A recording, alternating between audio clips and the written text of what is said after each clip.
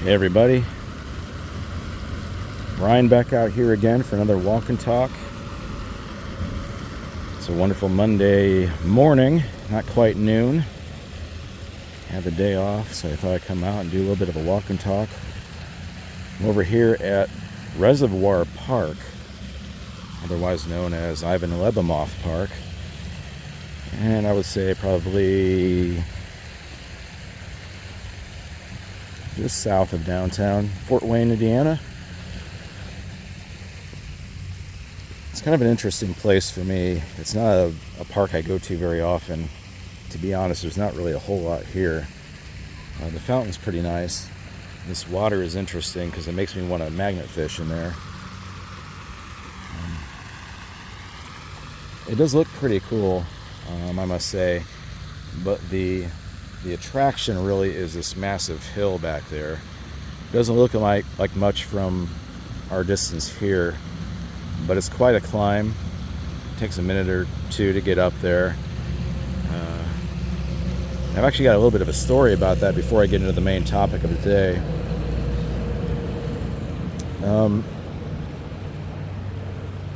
So I mentioned in other videos that I lived on the south side of Fort Wayne for a long time. So far south, in fact, that it was just outside of city limits.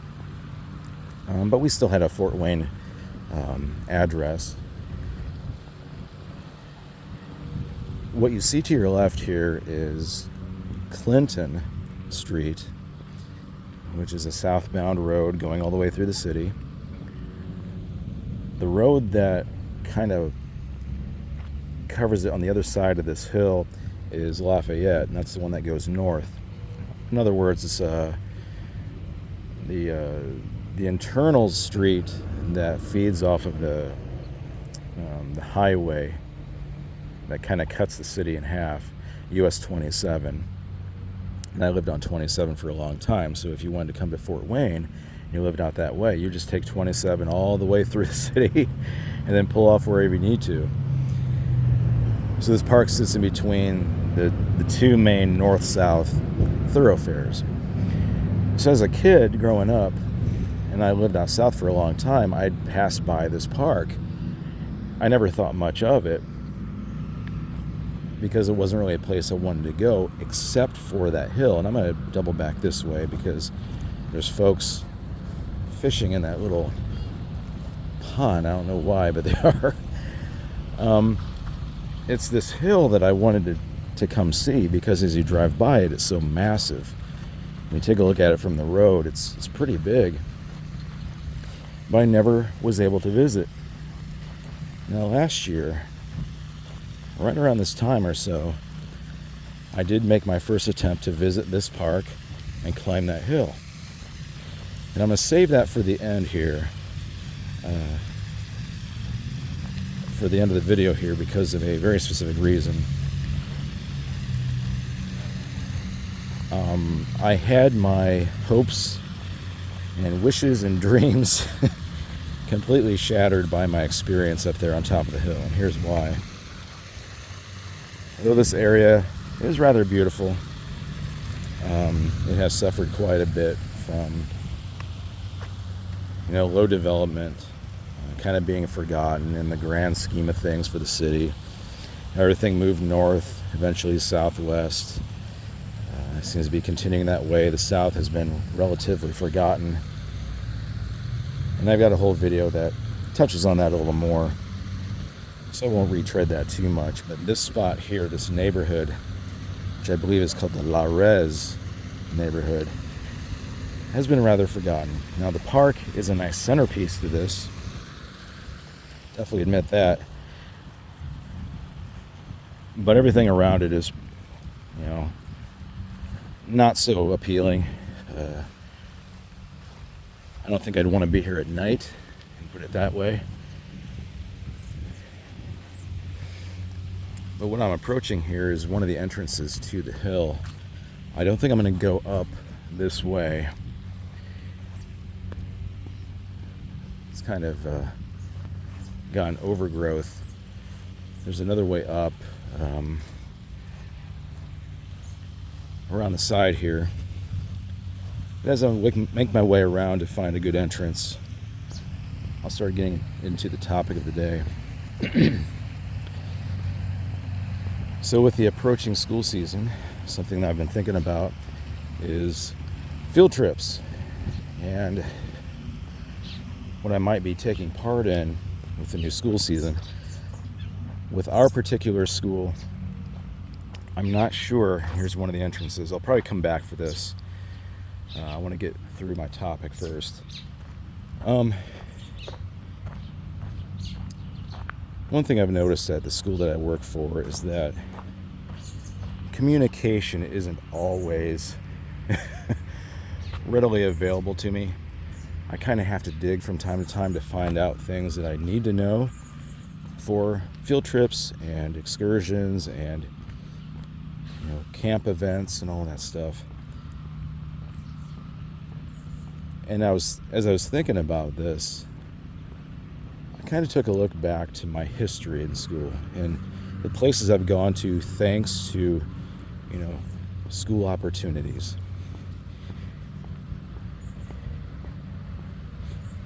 And I tried to remember everywhere I had gone, but there's only a few examples that kind of stick out in my mind. And I think about this in regard to today's kids.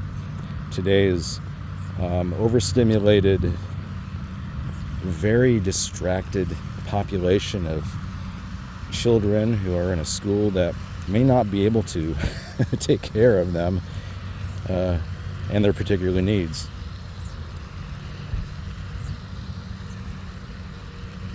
Because during my time, we didn't have mobile technology, we didn't have computer interference with everything that we did.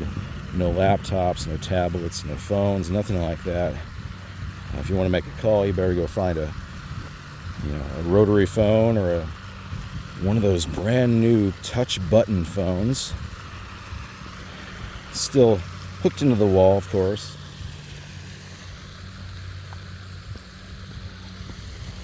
But it was just a different time, and it was a different expectation. And now I don't know how, I don't really know how effective field trips are nowadays, unless I look at it through the lens of the child that just doesn't have opportunities at home to do these things on their own. And there's a fish in there. I'm not going to show that. It's a dead fish. For them, for the kids that would otherwise have no opportunities to do fun things and go to the zoo and go visit particular farms that have petting experience and things like that, I can see how the field trips would be very, very appealing. But that's if those kids, spend time really appreciating what's going on. And that was something that I struggled with last season, because I don't know if the appreciation level was really there for what was being done for them. In one of my previous videos, I talked about how during the government shutdown, the big one that lasted nearly 2 months, that caused the shutdown of federal programs that were helping students. So for us, Starbase, which is a Indiana Department of Education / military base program aimed at STEM, sciences, things like that, that was shut down for a while because it was during that government shutdown. So the kids who were looking forward to go there and learn more about science and space and rocketry and all that stuff, they couldn't go because of the actions of our petty, selfish governmental representatives. This, by the way, is a pretty cool court. I like this quite a bit. Could use a resurfacing, but I like the scheme here. The colors are beautiful. Looks like a pretty good setup here if you like to play basketball. Wouldn't mind doing that sometime. Off in the distance there, you might see another entrance up to the top of the hill. Not going to take that one. I'm going to take the main one around the other side. But the kids, the fifth graders, were supposed to go to Starbase. And I'd been there a few times before with other classes, and it was a lot of fun. It was a great day away. You would do it, I think it was for about 3 or 4 weeks in a row. One particular day of the week you'd do that. You go there next week, and the next week after that. It was great. The people who work there are awesome, really knowledgeable about the content. It was a lot of fun. And for those fifth graders to lose it this past season, I thought that was a shame. But, the teacher that was kind of running that thing for them, he decided to take them out to the downtown area, have them walk around, do scavenger hunts, learn about maps and reading compasses and understanding landmarks and things like that. It was awesome. He did a great job. He's a wonderful teacher. He didn't get enough credit for that. But he did a wonderful thing for those kids in lieu of what the government decided to not do for them. And those sort of field trips, I think, resonate really strongly with the kids because they're heavily interactive. They're still educational, but it's not like you just hop on a bus and go somewhere and that's it. You really become a part of the process. And the field trips that incorporate that the most tend to do best, I personally feel. When they're very sensory, when they're very personal to the students, maybe. I think that's really important because there have been field trips I've gone on that were I just don't think they worked as intended. One of the ones that I went on as a child was the dreaded health center field trip, where you learn about your ever-changing bodies and hormones and the physical changes you experience and suffer through during your adolescence and teenage years.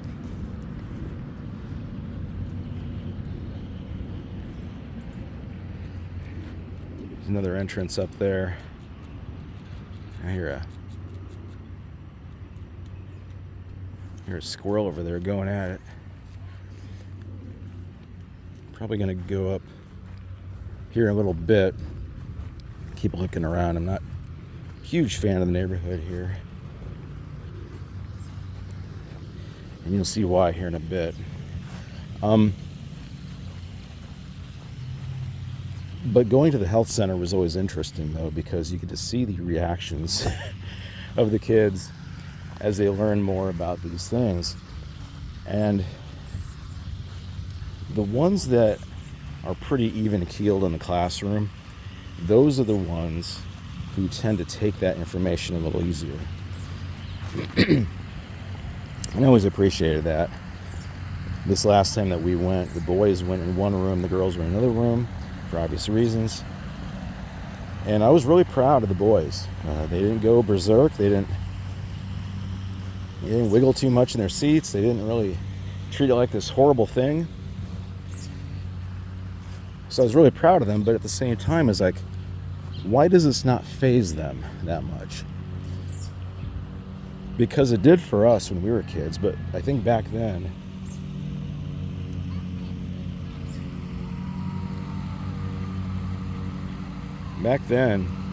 we were still pretty innocent. We didn't have immediate access to all this, weird knowledge and information at our fingertips. But kids today do. And I know they see that stuff. I know they're observing things and they're being exposed to stuff that they shouldn't be. So when they hear it from a professional or someone who is paid to give them that information, maybe like, I already know that stuff. It's kind of sad. The innocence is kind of gone at that point. So the education begins to be more of a competition to, personal opinion, which, with that subject, that's very tough, because if you grow throughout your teenage years with a personal opinion on, those more sensitive topics, you may behave in such a way that doesn't really promote well-being, or you might do things that have a long-lasting effect on your life.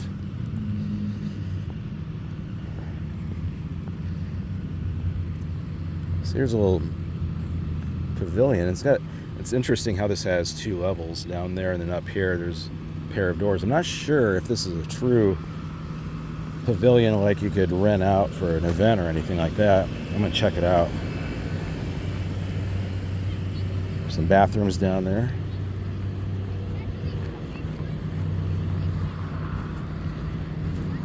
So got these people fishing along here. And I dismissed it right away because it's just a fountain pond here, but that fish I saw back there that was dead, it was about a foot long. So I guess you can get some stuff down here. I'm gonna go down here to the sign. It's really beautiful.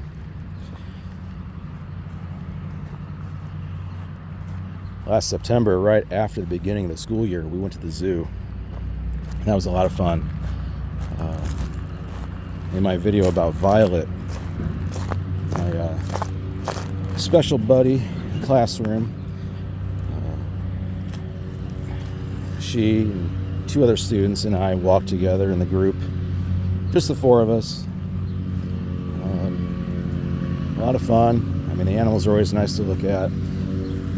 It's considered a learning experience, but for me, I think it's just more of just a tradition, at least for our school. Every year we go. The zoo staff is always awesome. Our zoo is really, really good. Never have any complaints with that. And I likely never will. So if we go back there again this year, we should have a good time. I'm a little more knowledgeable about the zoo stuff and the animals.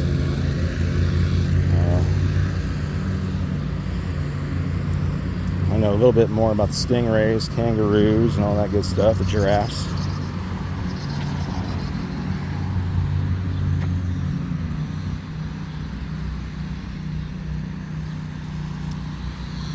Yeah, it's pretty nice. I'm not sure if this is just a sign or if it's yeah, it's one of those Indiana signs. I like that. That's cool. Beautiful. And if you get a real, long view of this, it is pretty nice. It's a good looking place. It's just, I've never really trusted the neighborhood. It's one of those areas that you drive through to get to other places. And there's a little bit of, especially here in the town where, I've lived here for my entire life. I'm approaching 50 years of being here. There was always that stereotype of the south side of town being awful and everything. And I will always refer to that video where I went out to the safety village to talk about things. And I said, you know what? I never experienced anything terrible out here. It was just all stereotype. So when I moved into the north, when I started experiencing crime, the car got broken into, people banging on our doors, trying to get inside. It's just,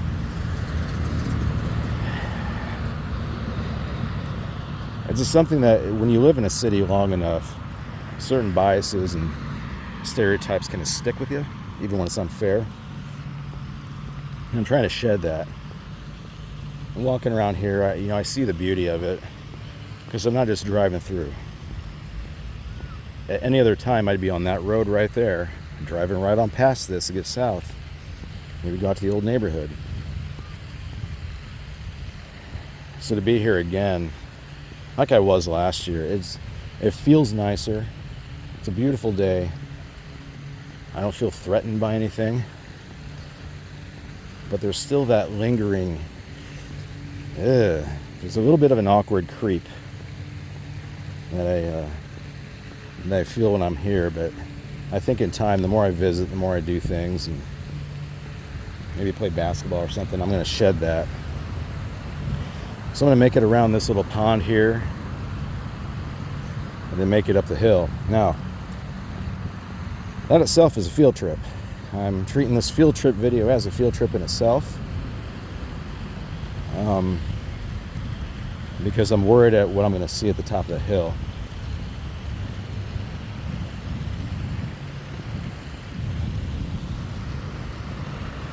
And I'm trying to also not get too close to anybody else. A few reasons for that I've talked about before. If I see people walking around on a path, I'll probably get off of it and go somewhere else. This is how it is. So I think I might sit here for a moment, see where everyone is. There's someone by the tree with a kid, and that's okay. There's some guy back there by the parking lot, no problem there. Looks pretty open. Last year, and this is what I expect to see again, and this is what kind of ticks me off about this beautiful place. For years and years and years of my life, every time my parents would drive by this area and I would see that big hill, I would think, man, what's up there? I want to go up there. I want to climb that hill and look at the city. Like back there, there's the tallest building we have. We can see things from an entirely different view. It's going to be beautiful. And I got really psyched. I got hyped up, and I went and I climbed that hill. It was a nice little climb, good workout there. Then I get up there, and you know what I see? You can probably guess. A bunch of tents, sleeping bags, a full encampment of people who shouldn't be there. Yeah, I get it. It's sad. You shouldn't have to deal with that. People shouldn't have to find themselves in that position where they're camping out in public areas like that. But there's the shouldn'ts and there's the oughts. Should they be here? No. Ought they to? No. And I think that's the case in every city. You're going to have those areas that would otherwise be really beautiful, but because of circumstance, they've been marred and tarnished by particularly bad circumstances, things that the rest of us should not have to deal with. But I'm going to go up there, see if anything's changed in the past year. Not to be pessimistic, but I think nothing has changed. I'm going to be just as disappointed. I'm going to get up there, I'm going to see what's going on, I'm going to get out of there.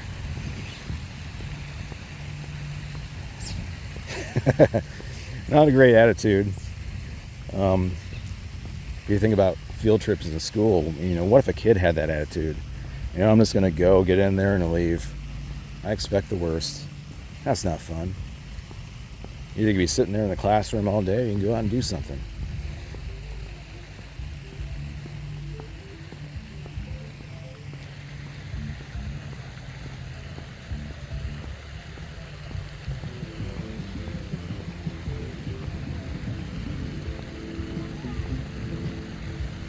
See a few more people here than earlier.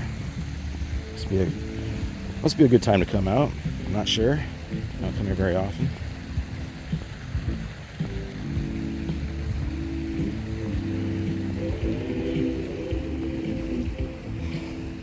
Of course, someone's got to play music very loudly. Hopefully it doesn't pick up on the speakers too much here, so I don't have to take down the video because someone else is playing music really, really loud.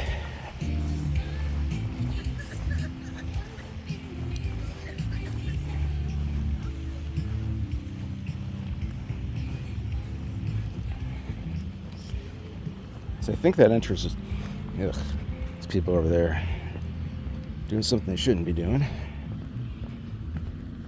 Smell it already.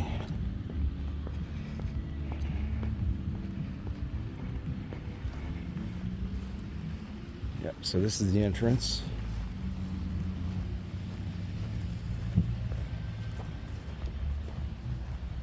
I head on up.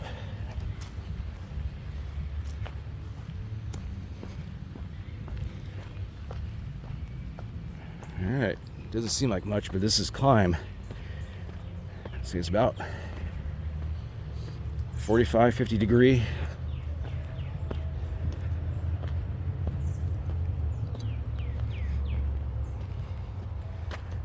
It's gonna be a big climb up here.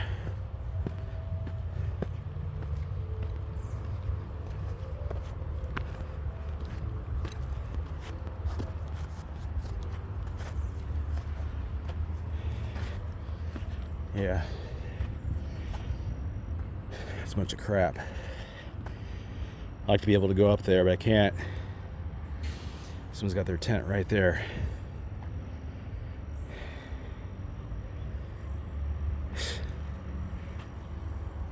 You know, I might have to complain about that.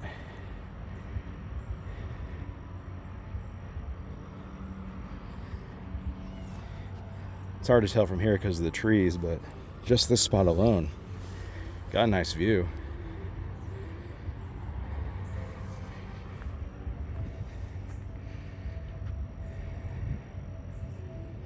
Yeah, you know what? I'm gonna complain. Tell the city, look, this is the centerpiece of this neighborhood.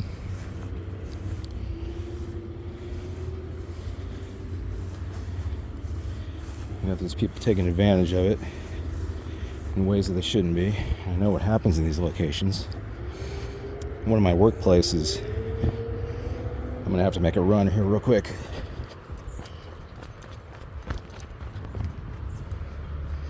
Because that is really steep. One of my workplaces, there is a train track.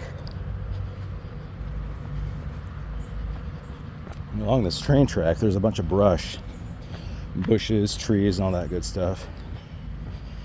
I was going to work one night, and there's this guy crossing the street, and he wasn't looking good at all. He stumbling around, shouting at no one.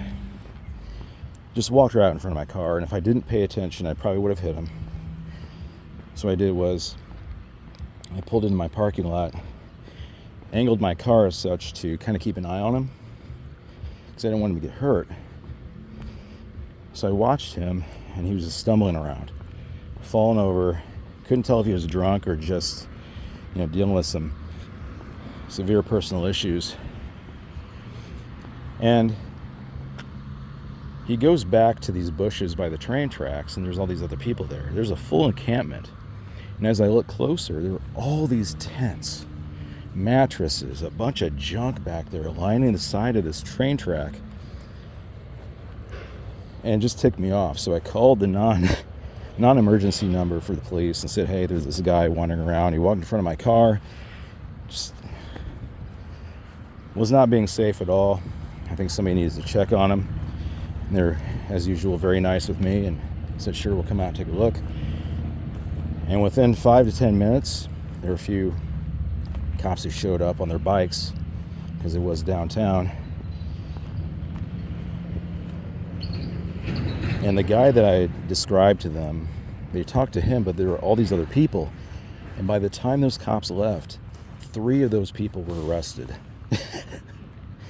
And then eventually all that stuff back behind the bushes near the train tracks was gone. And then after that, within a month, there was this big message that went out about, cleaning up the downtown area, not allowing people to just camp around in public spaces. Caused a lot of backlash. Liberally minded people are like, you can't do that. These people have nowhere to go.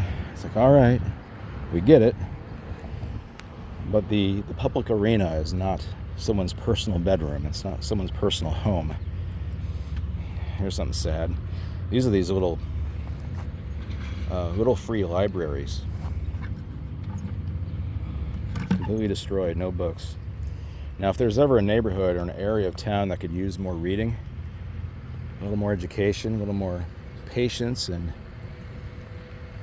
self-development in a positive way, it's this one.